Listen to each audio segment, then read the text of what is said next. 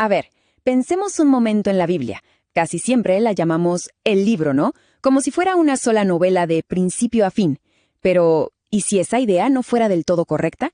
De hecho, la realidad es mucho, pero mucho más fascinante. Hoy vamos a hacer algo distinto. Vamos a darle un recorrido a su verdadera estructura. Entonces, empecemos con la pregunta clave, la del millón. ¿Qué es exactamente la Biblia?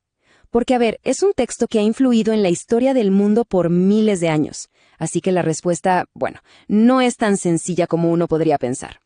Y aquí es donde cambia toda la perspectiva.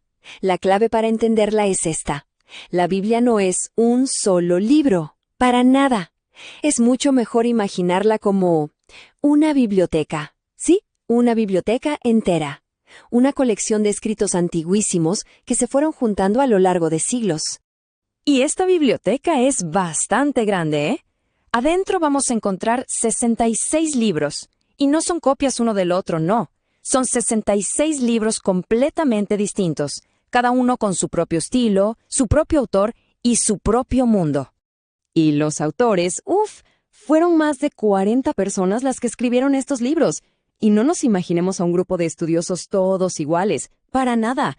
Hablamos de gente de todo tipo, desde reyes y sacerdotes hasta pescadores y médicos, una mezcla increíble. Pero quizá el dato que de verdad vuela la cabeza es este. Toda esta colección tardó 1600 años en escribirse.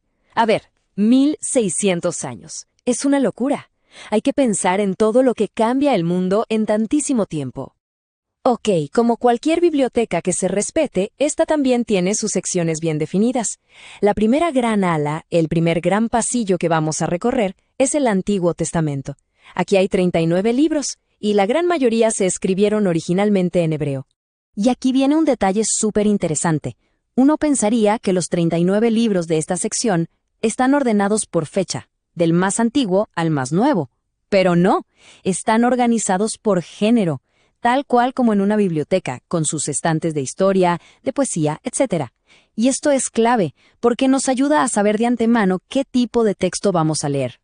Bien, el primer estante que encontramos se llama el Pentateuco. Penta significa 5, así que son los primeros 5 libros, los que tradicionalmente se le atribuyen a Moisés. Para la tradición judía, esto es la Torá, que significa algo así como la ley o la instrucción. Es el mero fundamento. Y los nombres de estos 5 libros ya nos dan una pista de qué van. Por ejemplo, Génesis es el principio de todo. Éxodo nos cuenta la gran salida de Egipto. Levítico, tiene que ver con las leyes para los sacerdotes, los levitas. Números se llama así por un gran censo que se hizo del pueblo. Y Deuteronomio, que es como la segunda ley, es básicamente un repaso de todo lo anterior. Juntos forman una historia monumental. Pasamos al siguiente estante y nos topamos con los libros históricos. Son 12 libros que nos cuentan casi 1100 años de la historia del pueblo de Israel. Y a medida que se avanza en la lectura, se empieza a notar un patrón muy, muy claro. Una especie de ciclo que se repite. Cuando el pueblo obedece, las cosas van bien. Cuando se desvían, vienen las crisis. Luego llegamos a una sección que, personalmente, me fascina. Los libros poéticos, o de sabiduría. La belleza aquí no está solo en el mensaje, sino en cómo está escrito. Usan un recurso literario genial que se llama paralelismo hebreo. Funciona así. Dicen una idea en una línea, y en la siguiente la repiten pero con otras palabras. Es como un eco poético que le da una fuerza y una profundidad increíbles al texto.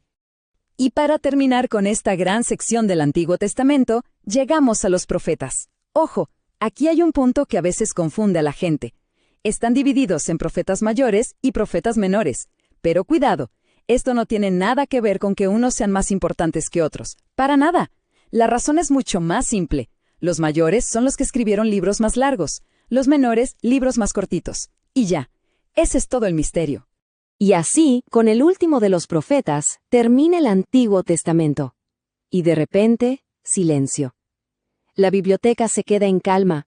Se produce una pausa muy larga en la historia, como un gran interludio, justo antes de que empiece el siguiente capítulo. Y no fue una pausa corta, ¿eh? Hablamos de unos 430 años, más de 4 siglos. Durante todo ese tiempo, según nos cuenta la historia, no hubo una nueva palabra profética. Por eso a este periodo se le llama los años de silencio. Y este silencio tan largo se rompe de golpe con la llegada de una voz nueva y potente en el desierto, la de Juan el Bautista. La aparición de Juan el Bautista marca el inicio de la segunda gran sección de nuestra biblioteca, el Nuevo Testamento. Ahora pasamos a un conjunto de 27 libros. Y fíjense el contraste. A diferencia del antiguo, todos estos se escribieron en griego y en un lapso de tiempo mucho más corto, de menos de 100 años. Y al igual que en la otra sección, la organización acá también es por género, no es cronológica. Vamos a encontrar los Evangelios, un libro de historia que cuenta los inicios de la Iglesia, un montón de cartas que se llaman epístolas y al final un libro de profecía. Los primeros 4 libros son, claro, los Evangelios.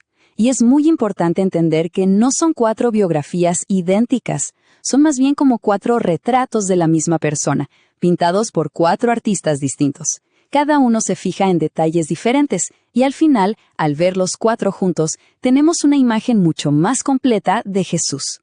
La mayor parte de esta sección del Nuevo Testamento se compone de algo llamado epístolas. La palabra epístola suena muy formal, ¿verdad? Pero no es más que una palabra antigua para decir carta. Así de simple. Son cartas que fueron escritas a personas o a las primeras comunidades de creyentes para darles instrucciones, para animarlos o a veces para jalarles las orejas un poquito. De hecho, si vemos cómo se distribuyen los libros del Nuevo Testamento, algo queda clarísimo. Fíjense en la proporción. La gran mayoría son epístolas, o sea, cartas. ¿Y esto qué nos dice? Pues que gran parte del enfoque de esta segunda sección era muy práctico. Se trataba de enseñar, guiar y formar esas nuevas comunidades que estaban surgiendo.